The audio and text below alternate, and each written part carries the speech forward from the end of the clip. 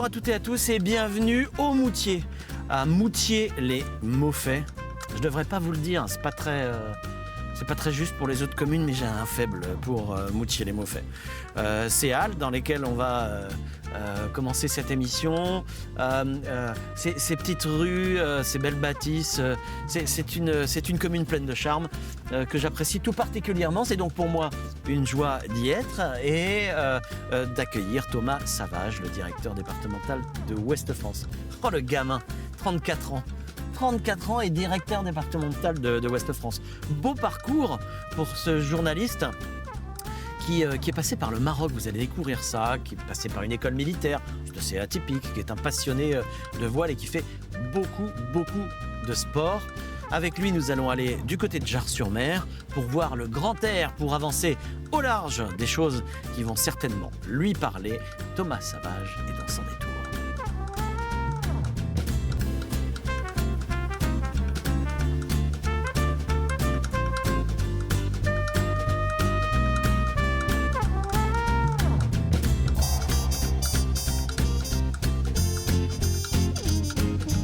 Il est là. Bonjour Hervé. Ça va Thomas? Super. Je suis content de toi. Les nouvelles sont bonnes? Excellente. Très bien. Il est malin le Thomas, il est malin. Il sait comment nous attendre. Quel effet ça fait d'être arroseur arrosé?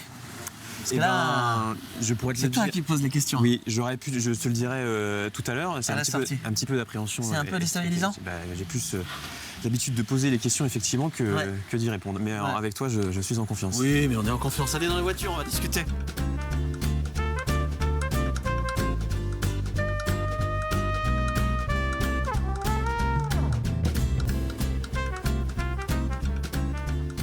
Avec la ceinture, il y a beaucoup trop d'accidents sur les routes de Vendée. Tu as raison, c'est bien. Alors, allons-y.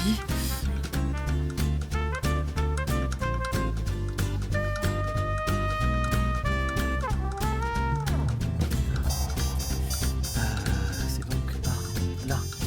Alors, tes origines ne sont pas vendéennes, mais tu as de l'appétence pour le département. Commençons par ça. Ah bah, j'aime même dire que je me sens un peu vendéen d'adoption. Ouais, alors attention, 34 ans, on arrive juste, doucement quand même. Hein. À 34 ans, mais ça fait 34 ans que je vis en Vendée. Est-ce qu'il n'y a pas un peu prescription? Ah, bah, ça peut pas. On va voir ça. Tu me laisseras juger. Donc tu passes tes vacances en Vendée, en famille, depuis toujours. Et même avant ça, ma grand-mère, depuis sa plus tendre enfance, venait avec son oncle en voiture depuis la région parisienne jusqu'à Noirmoutier, puis Notre-Dame-de-Mont. D'accord. D'un temps que les moins de 20 ans ne peuvent pas connaître et où il n'y avait pas d'autoroute pour rejoindre. Voilà. Et oui. Et donc c'est effectivement en Vendée qu'on se sent bien, qu'on se retrouve. Et ça, du côté de mon père et du côté de ma mère. Ils se sont rencontrés en Vendée, ils se sont mariés en Vendée. D'accord. Bon, d'accord. T'es quand même pas mal vendéen. C'est pas mal. Que faisaient tes parents voilà, et quelles sont tes origines, là, si on remonte un peu à l'étage du dessus pour bien se comprendre? Alors à l'étage du dessus, j'ai une maman qui travaille dans l'enseignement, qui aujourd'hui est cadre de l'éducation nationale, et un papa qui est cadre dans une entreprise du CAC 40. D'accord, très bien. Donc des parents qui n'ont rien à voir avec le journalisme. Pas du tout. Alors d'où ça vient cette appétence pour l'information et peut-être pour la rencontre? Je me souviens très bien du jour où j'ai eu envie de devenir journaliste. Ça se passe à Amman, en Jordanie, la capitale de la Jordanie. Et on est en 2003-2004. Et je vivais là-bas avec mes parents, j'étais collégien à l'époque. Ouais. Et c'est un moment où il y a deux journalistes français qui s'appellent Christian Chesneau et Georges Malbruno qui ont été pris les otages. Qui ont été pris en otage effectivement en Irak. Ils sont restés 126 jours. Ouais. Beaucoup de mobilisation pour leur libération. Ils sont libérés et puis ils reviennent en Jordanie où ils étaient basés. Ils donnent une petite conférence. Je me souviens que la question est posée à Christian Chesneau. Est-ce que vous allez retourner en Irak? Et avec une humilité complètement dingue, il répond quelque chose qui m'a scotché, qu'aujourd'hui je comprends, mais qui à l'époque m'avait scotché. Ouais. Ben oui, évidemment que je vais y retourner, il y a toujours des histoires à raconter.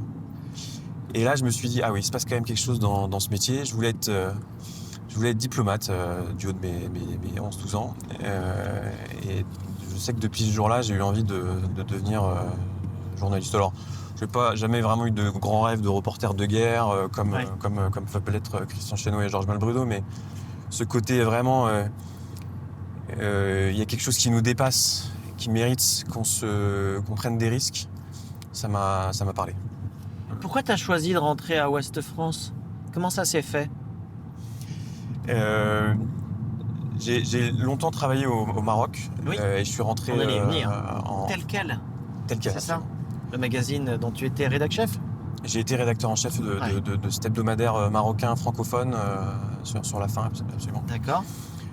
Jusqu'à ce que je quitte Casablanca et le Maroc en 2019, toute fin 2019, et que je m'installe à Notre-Dame-de-Mont, dans la maison de vacances familiale où j'avais envie de souffler et de faire le point avant de me relancer dans une nouvelle aventure. D'accord. Et là-dessus arrive un truc qui nous a un peu tous chamboulés, qui s'appelle le Covid.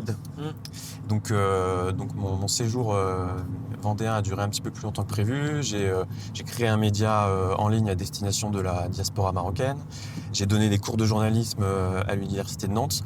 Et en parallèle, j'ai postulé à Ouest France, qui a toujours fait partie de mon paysage, de ton spectre. De mon spectre, et pour le coup, qui pratique un journalisme qui est complètement en raccord avec mes valeurs, quoi. C'est-à-dire effectivement cette recherche de la vérité, cette envie d'éclairer le lecteur, d'informer évidemment, et puis de les relier.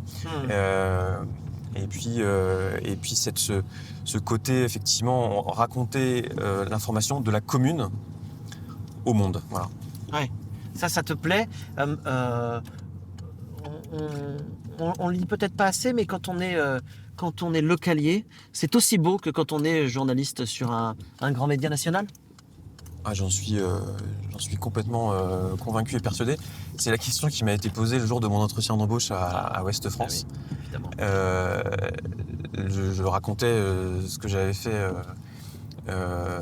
au Maroc, où j'ai notamment raconté les coulisses de sommets africains internationaux, où là il y avait un peu de prise de risque. Et la personne qui me menait l'entretien me demande: mais vous n'avez pas peur de vous ennuyer en local?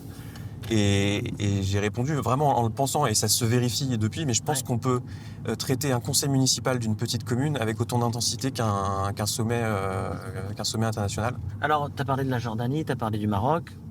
Donc la Jordanie, c'était dans un climat familial, le Maroc plus personnel. Allez, tu étais parti dans la vie active. Qu'est-ce que ce prisme international t'apporte dans ton quotidien? Je pense une manière de voir le monde, peut-être différente. C'est une ouverture d'esprit, d'avoir eu la chance de voyager dès mon adolescence avec mes parents, effectivement, en vivant en Jordanie. C'était en 2003, et c'était juste au moment de la guerre, la seconde guerre en Irak, où la France avait une position courageuse portée par Dominique de Villepin de ne pas se lier à la coalition internationale menée par les États-Unis. Et en fait, en arrivant en tant que Français dans cette région-là, on disait Zidane good, Chirac good. Et voilà, et mine de rien, c'est aussi ça éclaire sur notre rapport à ce que c'est d'être français. Et ma manière d'être fier d'être français à l'époque, c'était ça. D'accord. Et aujourd'hui, ce que ça m'apporte, effectivement, c'est une lecture différente, de me rendre compte que, oui, il y a des gens qui lisent le monde de manière différente et de manière très pertinente, en fait. Et que ça vaut le coup parfois de penser un peu contre soi-même, parce qu'on n'est pas à l'abri de bonnes surprises. Très bien. On va écouter le morceau de musique que tu as choisi. Alors, tu as choisi un morceau de musique, je trouve ça très surprenant parce que je ne le connaissais pas, qui s'appelle Saint-Gilles. Saint-Gilles Croix de Vie. Alors vas-y, dis-moi. C'est un morceau qui est interprété par une artiste qui s'appelle Claire, sans E, C-L-A-I-R. Je l'ai choisi parce que j'aime l'écouter, parce qu'il parle de Saint-Gilles-Croix-de-Vie où j'ai vécu et où tu as travaillé comme journaliste. J'ai travaillé et j'ai eu beaucoup de plaisir à travailler et vivre à Saint-Gilles-Croix-de-Vie. Et c'est une chanson qui a été composée et produite par un illustre vendéen qui s'appelle Philippe Catherine. Dont on entend beaucoup parler depuis les JO. Ouais. Et j'aime beaucoup la simplicité de sa poésie, sa malice, et la manière dont il fait rayonner à sa manière la Vendée. Très bien, on va à Jars-sur-Mer. Je voulais de toute façon t'emmener au bord de l'eau. Le petit port de Jars-sur-Mer est absolument ravissant. Je voulais qu'on parle voile et puis je voulais qu'on parle d'avancer au large aussi. Un peu plus loin et de ta jeunesse au lycée naval de Brest, parce que ça aussi c'est surprenant. Mais pour l'instant, on écoute Saint-Gilles-Croix-de-Vie. Si tu ouvres les yeux, on est à Saint-Gilles-Croix-de-Vie. C'est bien aussi.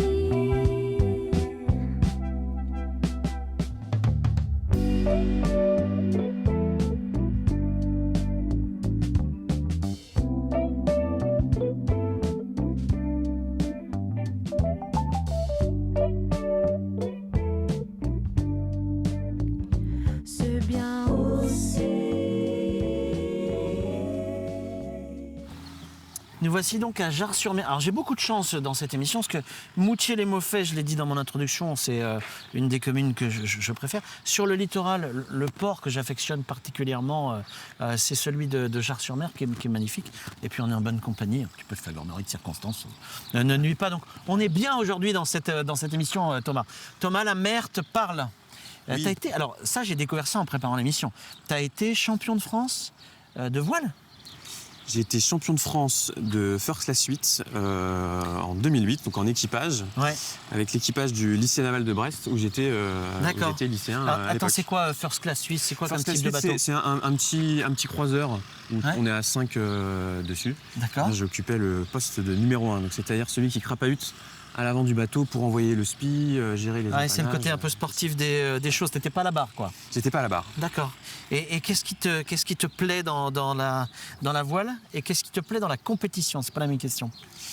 Alors, je préfère la voile que la compétition, clairement. Ah oui. Même si sur un bateau, on a toujours envie d'optimiser les réglages et d'aller vite. Ce qui me plaît, c'est le sentiment de liberté qu'on peut avoir sur un bateau, qu'on peut retrouver aussi sur un vélo quand on se balade. Ouais. Mais il y a une infinité de possibilités quand on est sur un bateau. On peut faire le tour du monde comme les skippers du Vendée Globe. On peut se balader dans une petite baie près de chez soi.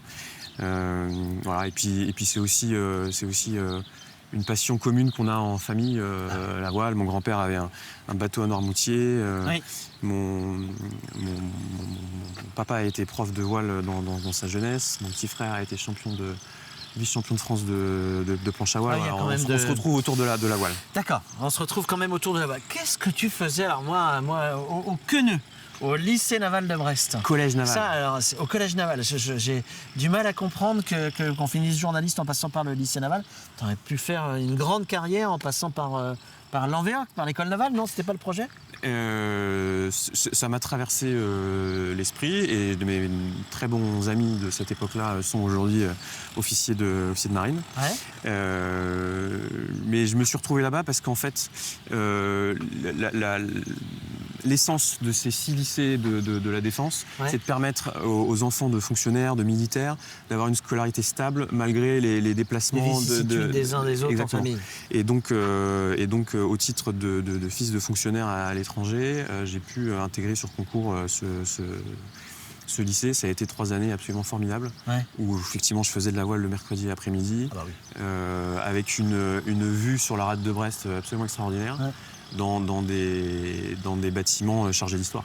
Qu'on comprenne bien, c'est quoi? C'est un peu le cercle des poètes disparus pour les boomers comme moi, avec l'uniforme, le lever du drapeau, un certain nombre de règles et d'usages structurant la vie communautaire?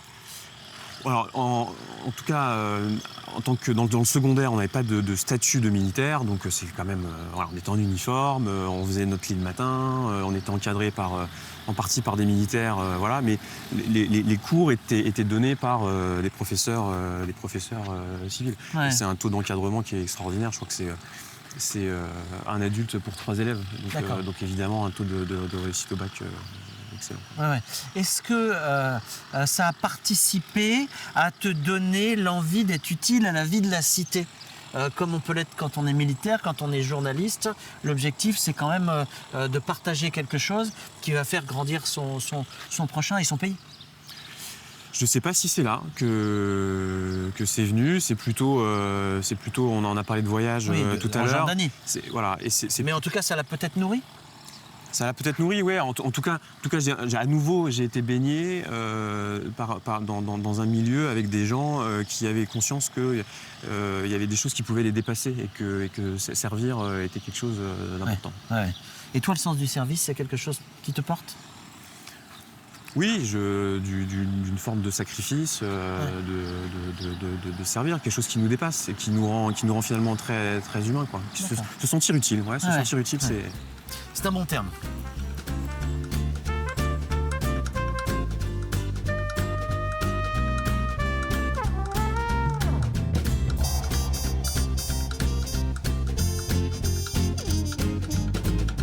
Alors, on a parlé un peu de l'Herbaudière.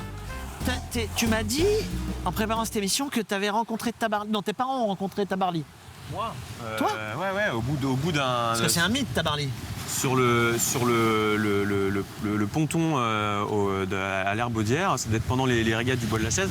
J'étais gamin, hein, donc c'était avant 98, puisqu'il meurt en 98, je crois, 99. Et effectivement, voilà, on fait un peu les groupies. Bon, on n'a pas insisté parce que c'était quand même un marin voilà, qui n'était pas aussi bavard que ceux d'aujourd'hui. C'est des taiseux, ouais. Voilà. Hein, c'est des taiseux. Quel rapport du coup tu entretiens à la course au large, au Vendée Globe? Tu avais l'envie d'y aller? C'est différent de ce que toi tu peux vivre puisque tu es moins compétiteur que contemplatif, j'ai envie de dire. Je suis le premier des spectateurs de cette course au large qui a beaucoup évolué ces dernières années. Mais on a toujours des marins qui ont des histoires formidables à raconter. Et en fait, on vit leur aventure par procuration grâce à la manière qu'ils les racontent, quoi. Et je pense que c'est ça qui explique pourquoi le Vendée Globe de cette édition a eu autant de succès. C'est les gens effectivement, voilà, vivent ce voyage par procuration à travers les yeux et les récits de ces marins. Et nous, journalistes, effectivement, on a cette responsabilité d'être un petit peu l'intermédiaire, même s'il faut bien reconnaître que entre Tabarly et un Charlie Dalin, aujourd'hui, les marins savent beaucoup mieux raconter leurs histoires eux-mêmes. Oui, mais le mythe est totalement différent. Quel rapport tu entretiens au sport en général? On a parlé voile, mais alors tous les jours, tu m'as dit que tu faisais du sport. Ouais, j'essaye. Les agendas, les journées sont parfois bien chargées au gré de l'actualité. Ouais. Mais je pratique les 3 sports du triathlon, sans forcément faire du triathlon, mais j'aime courir, T'as fait un tour de Vendée en vélo, dis donc? Et oui, il y a un mois à peu près, j'ai pris mon vélo et j'ai dessiné un cœur en Vendée. J'ai fait 500 km en Vendée en 5 jours. En fait, j'ai relié les 6 rédactions d'Ouest France en Vendée. Et il se trouve que ça dessine un cœur. C'était l'occasion d'aller à la rencontre des collègues, de passer un petit peu de temps avec eux. C'est sympa d'être directeur départemental de Ouest France. Hein. Ouais, j'ai fait ça sur mes congés, mais effectivement, c'est très agréable. C'est très agréable. Et surtout, on croit connaître la Vendée parce qu'on y passe du temps, parce qu'on rencontre les Vendéens. Et en fait, à vélo, je suis sûr que ce que tu vas... Oui. À vélo, il y a un rythme, on redécouvre certains coins et j'en profite pour glisser que les bords de la rivière Vendée à côté de Fontenay, c'est à faire en vélo, vraiment. Ouais, c'est vrai. Très bien. Bon, vous notez ça, hein, puis on fera peut-être une émission dans ce coin-là la prochaine fois. On va garder ça dans un tout petit coin. Thomas Savage a 34 ans, il est au début de sa carrière professionnelle. Il va monter, il va aller très loin. Et où est-ce qu'il va aller, Thomas, quand il aura 50 ans Est-ce que c'est des questions que tu te poses ou pas du tout? Quelle est ton ambition intime? Pour reprendre le titre d'une émission. Je n'en sais rien, Hervé. J'ai l'impression de remettre ma ceinture en jeu tous les jours pour faire le meilleur journal possible. Donc là, dans l'immédiat, il y a un horizon à 1 an qui est celui de réussir un événement qui va être important pour la Vendée et pour Ouest-France, qui sont les municipales. Ouais. Donc un moment important de notre vie démocratique. Bien sûr, Donc, voilà. bien sûr. Donc pour l'instant, c'est ça mon objectif. Quant à après, l'horizon est large et vaste. Et Très bien. dans un port, on le voit. Surtout ici. Mais je ne sais pas où il me mènera pour l'instant. Très bien. Merci de cette réponse, merci de cette simplicité. On se retrouve dans 15 jours pour un nouveau numéro de Sans Détour. Salut Thomas. Salut Hervé, à bientôt. Salut tout le monde.